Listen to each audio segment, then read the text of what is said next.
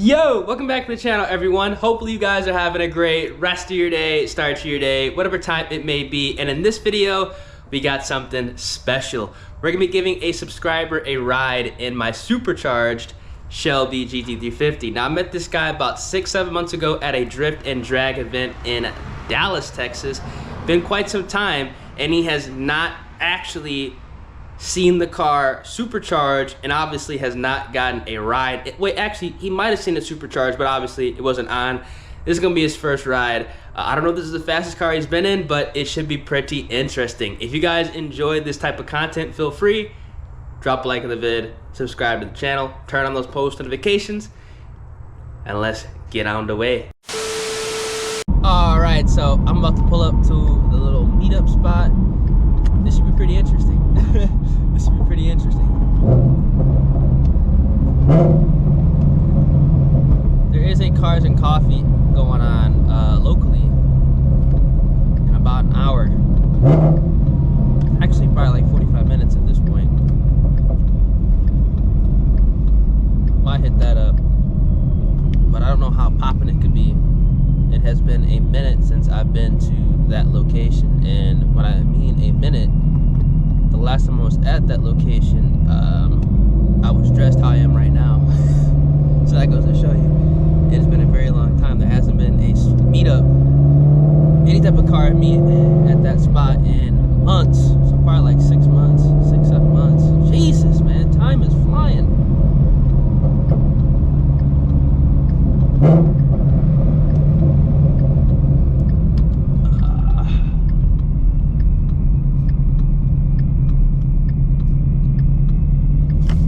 Couple hits.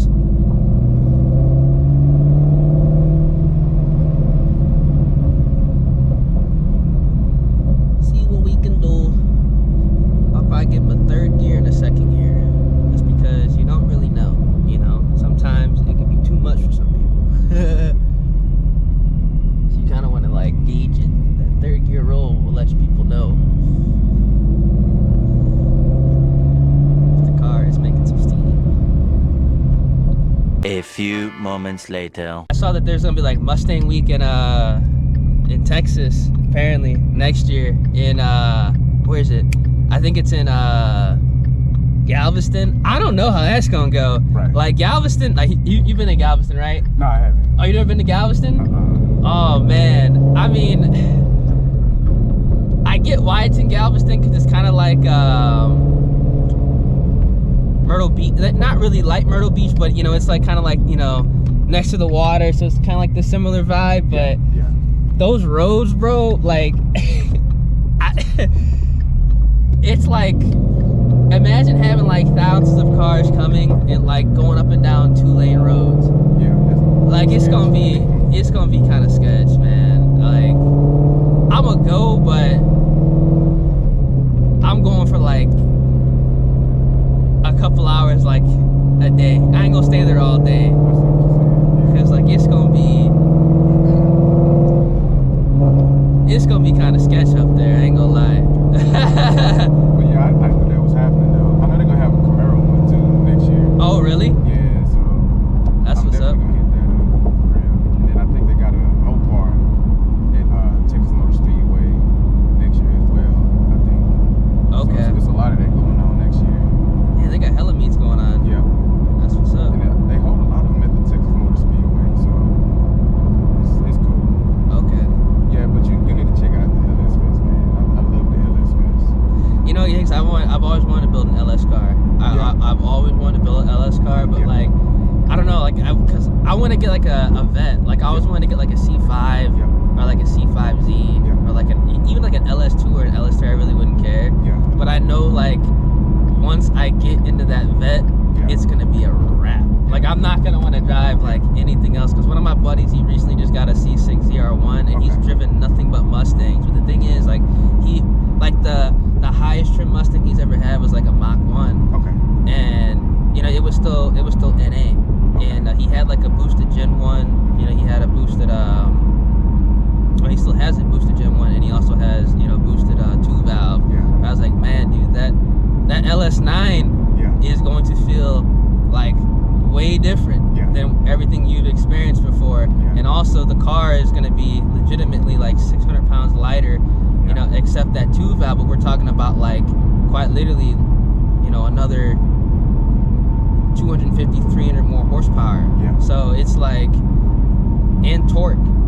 So it literally ruined him, because I was like, yeah, man, like you, like I told you, because it feels like you're in a go-kart. That transmission, like it's in the literally the perfect spot to bang gears. Like it's crazy. Those C6s are built different, man. The C7s are kind of the same way too. Yeah, I want a C6. That's something. I'm not gonna say I want it. I want to get it. You know? Yeah, like the C6, like they're nice. I need to drive like a C5, because if a C5 feels like a C6 as far as like just the seating position, man, that would be so good just to have, like, to build and then just drive.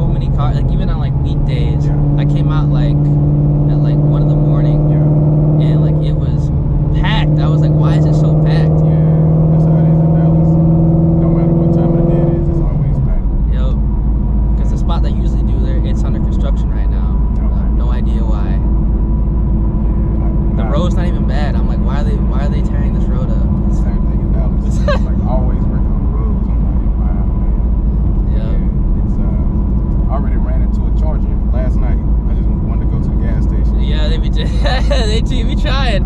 They be trying. Alright, here we go.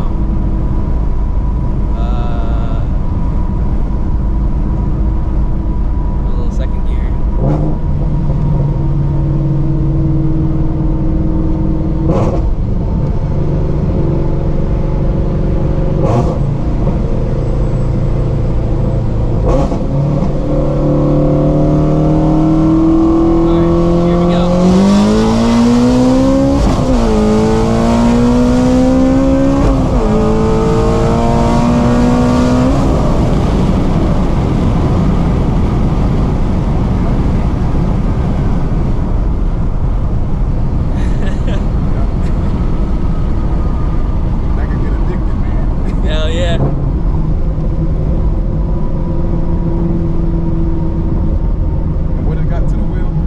About 7. Yeah, I like that.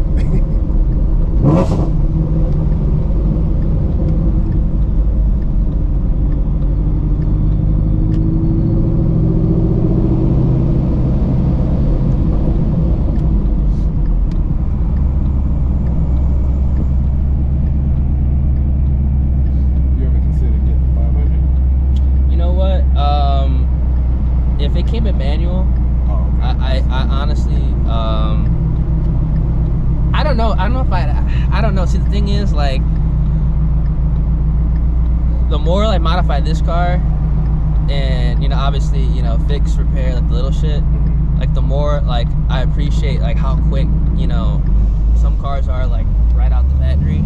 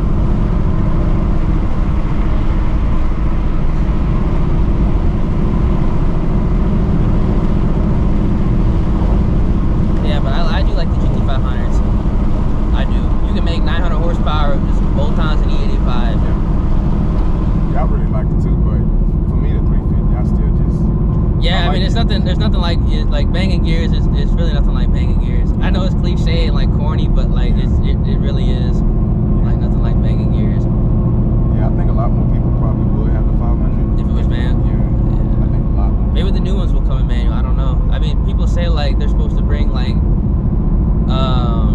not necessarily like another GT500, but I already know they're gonna bring another GT500 with in the S650 trim. Yeah. But people think they're gonna bring like the Cobra back, which honestly I think they definitely could bring that back, and they probably should. Yeah.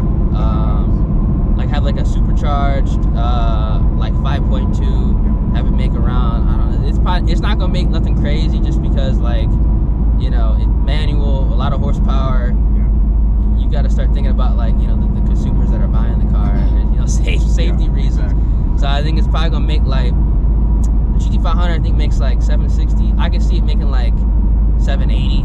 They might bring it up by 20 horsepower or something like that, or just at least, you know, on paper 20 horsepower. But, you know, obviously free flowing exhaust and a tune, you can bring that up probably like around 800.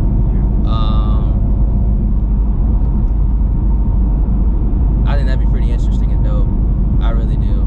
Yeah. Be nice. Cause I like the S650. I know a lot of people like to rag on them, but man, dude, like they're gonna be crazy when tuning's available. I'm just waiting for tuning to become available, man.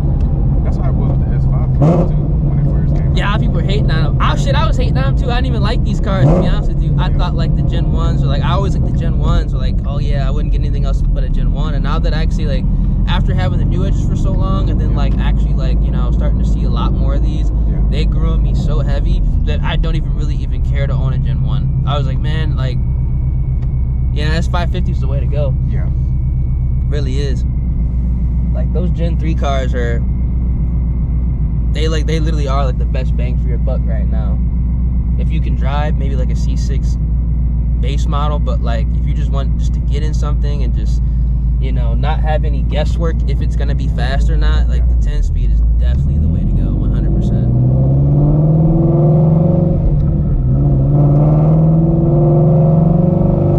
They go fast with such basic setups.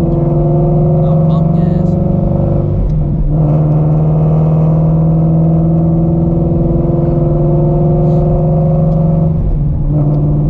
So fast. Like this car, you kind of like have to dial it in. There's a lot of things on the Shelby GT350s like that kind of hurt it when you're trying to, you know, just do like straight line shit. Yeah. Because there's a lot of extra weight in areas that like realistically, like for a straight line car, it shouldn't be, because when we got like big brakes front and back, we have like a diff cooler, we have an oil cooler, we have a transmission cooler, and it's all like spaced around the car, so like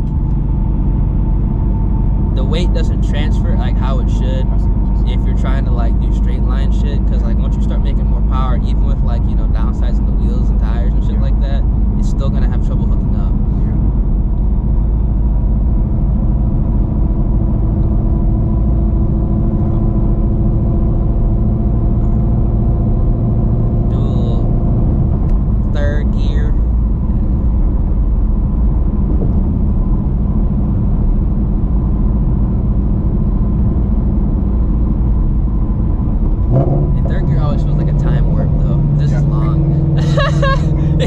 It's long in this car.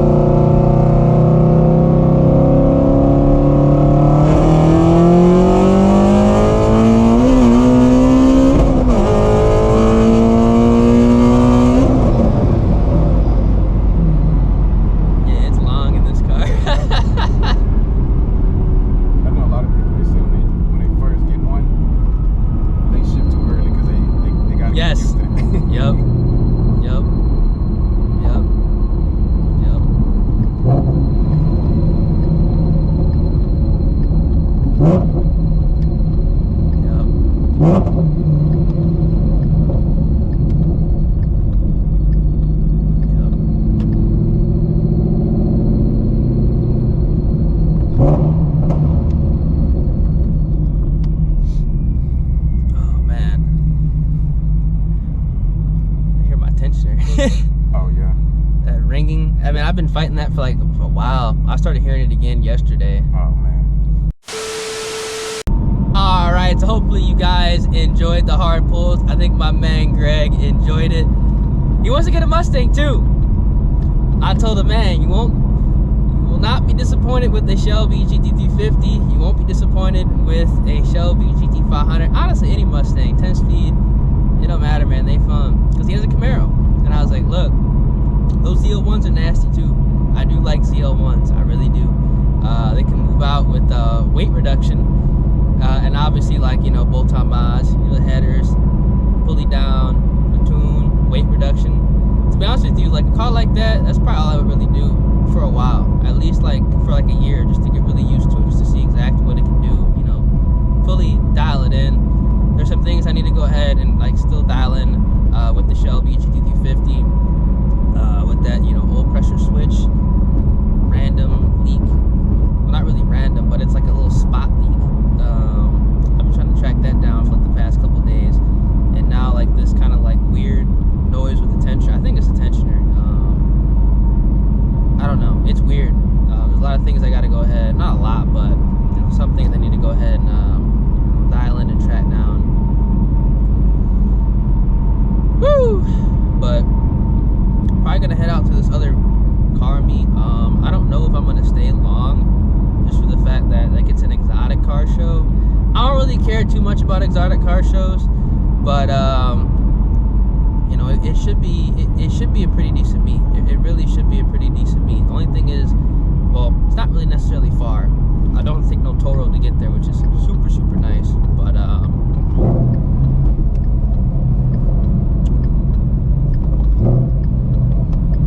hopefully it's pretty decent, man. I'm gonna probably go up there. I'll probably drive through, and if I see somebody there that I, you know, recognize, we'll park up, chill for a little bit. But for the most part, you might just go ahead and just cruise through and see what's there. I'll catch you guys when we get closer to the meet. One eternity later. It's packed. I can barely find parking.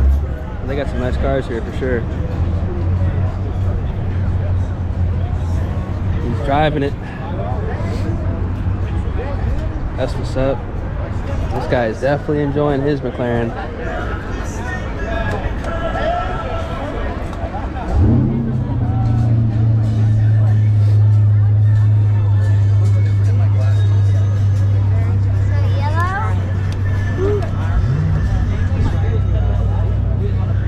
Oh, yes. 570. 570. 570.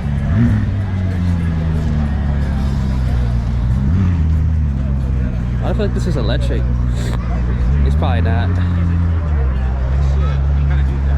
It's not. I don't know why I thought it was electric for some reason. 600. Perfect color spec. 570.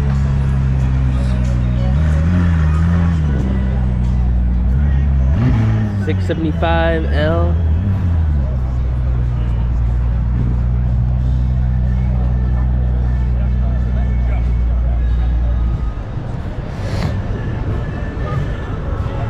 $720S. Got a Halloween wrap on it. 765 LT. This colorway is crazy.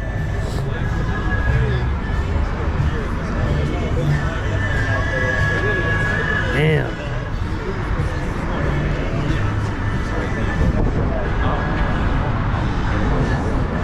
Ah, you're good, you're good.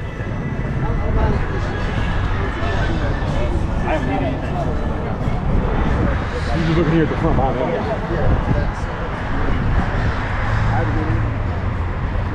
The Camaros. Ooh.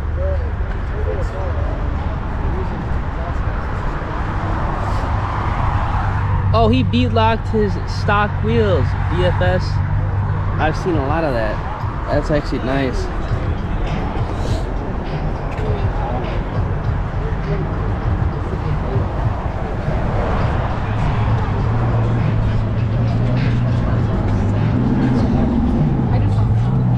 C8Z on some nitrous.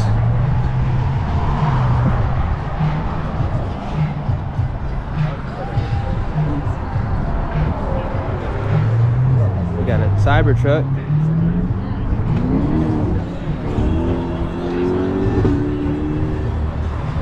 Dang.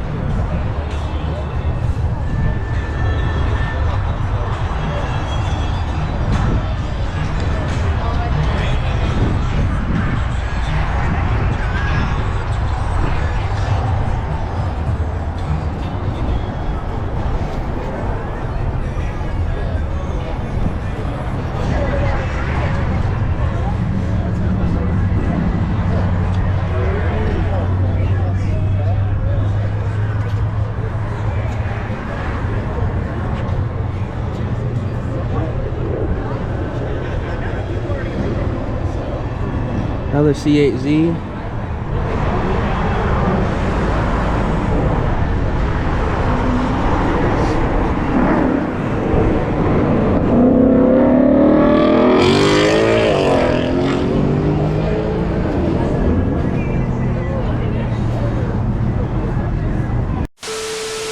All right, we're back at the casa. Hopefully you guys enjoyed the video. We got some hard pulls, reactions, as well as a nice car show. Now, you guys probably heard, I believe it's the belt tensioner, I think. I'm gonna try to go ahead and diagnose it. There's a couple things I need to diagnose with this car. I believe like the oil pressure switch, that might have a little leak. Monitoring that like an absolute hawk. And also, like I said, I believe it might be the belt tensioner. Now, some people might say it's the Procharger itself. I highly doubt that, because at max, this car has 4,000 miles on the head unit. Procharger states that you should change the oil every 5 to 6K miles. Now, I'm actually gonna go ahead and change the oil on the Procharger within the next, like I'd say 300 miles or so. Actually, you know what, to be honest with you, I'll probably just go ahead and change it, because I actually have the oil with me. And we'll see what the oil looks like in the Procharger. But again, it only got 4,000 miles on it at max, and that's pushing it. That's about putting another 500 miles that I may have forgot about. So we'll see. We'll see, man. we shall see, man. This Procharger setup's been something else. It runs hard, but like I said, we still have a contingency plan. But again, I still like the centrifugal supercharger. The Procharger itself, I mean, it was so nasty on my black 2 valve, but it's just there's something weird going on, man. Something weird's going on. So if you guys enjoy, feel free, drop a like on the vid, subscribe to the channel, turn on those post notifications, and I'm gonna keep you guys in the loop. Deuces.